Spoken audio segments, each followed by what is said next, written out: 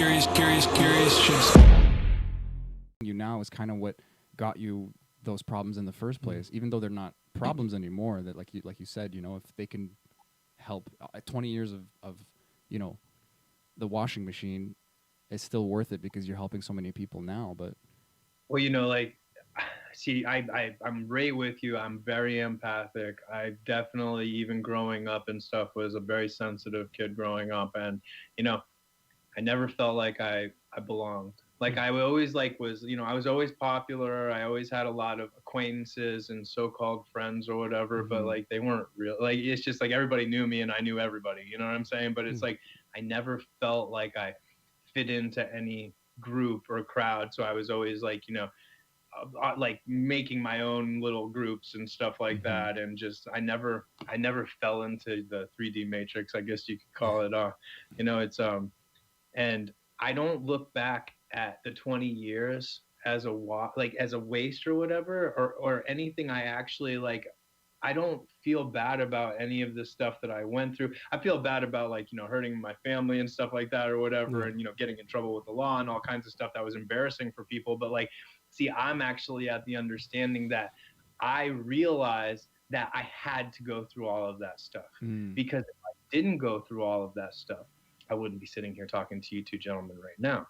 You know, everything, every arrest, every you know, like almost overdose and death, every single day of waking up in my own personal hell, where if I didn't go, you know, stick a needle in my arm, I was going to be dope sick all day. You know, it's like I had to go through that. And even the 100 more pounds than I weigh than I do now, you know, being completely overweight, I had to go through that because, see, I've basically had every addiction, or pretty much like every, you know, addiction that you could go through in life, and the crippling anxiety and depression and the fear of death. So like, there aren't too many people I can't relate to on some sort of level out there. And like, I know that I had to go through all that and go into those flames like I was talking about earlier. So now the universe helped pull me out of those flames, and now I get to go back into the flames and help pull other people out. So it's like, I get to live my dream, man, because, you know, it's like I've been wanting to help people with psychedelic medicines. I was telling everybody, you know, about psychedelics before any of this stuff with the business.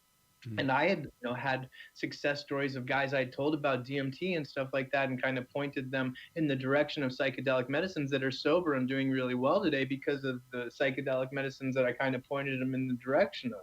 You know, so it's like, now it all just makes sense. Everything makes sense, you know, and people, like, when I tell people my story, sometimes they're like, oh, you know, I'm really sorry. Like, you know, like they like, it's like they look at it like, oh man, that's awful. And it's like, you know, is it? Yeah.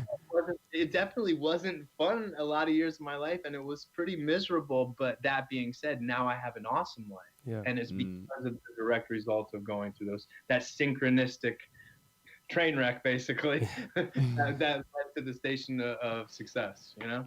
Yeah, it's hard to impart that on people that are going in the middle of it, and like, and are really like in the shit, you know, like no other way to say it.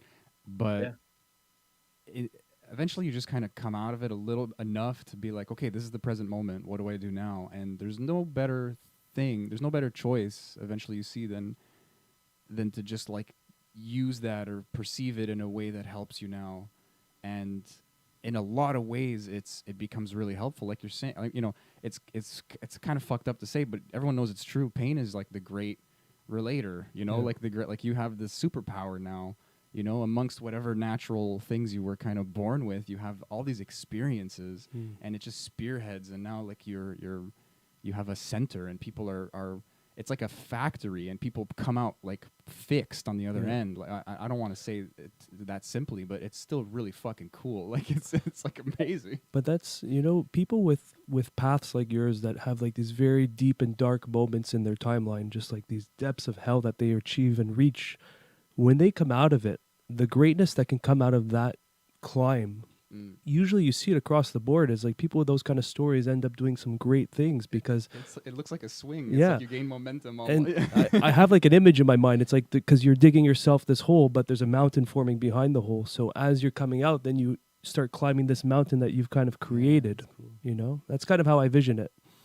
No, for sure, man. And like, listen, as cliche as it sounds, without the dark, you wouldn't know the light. And Yeah, it's like, it's basically the truth, man. I mean, it's just like, you know, I had to go through all of those dark times so I could realize that I am the light, and go back to help other people. And, it's, I'm actually grateful for all the stuff that I mm, went through because it made me into the person I am today. We actually had NBC News here, like, I think it was like a week and a half ago, and there's a story they're going to be doing on us next month about psychedelic medicine and nice. Nice. in our center. And the guy, one of the main um, the reporter, he was just like, listen, he's like, don't you think that your story, because you've been in trouble with the law and this and that or whatever, he's like, don't you think it might be bad for the business in some aspects? And I'm like, listen, man, Ah, I go, I'm fully aware that my story isn't for everybody. I said, but I think it'll reach the people that need to hear it, and That's that's it. what's important. So it's like, it That's all it. makes sense. Everything makes sense, man.